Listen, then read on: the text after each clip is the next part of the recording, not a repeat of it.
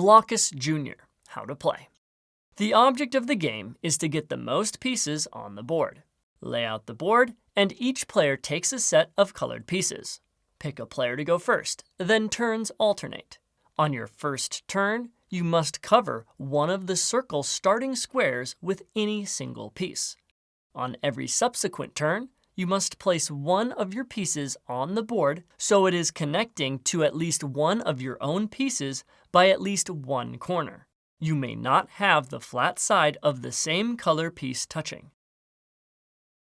But you are allowed to touch the flat sides of pieces of the other color.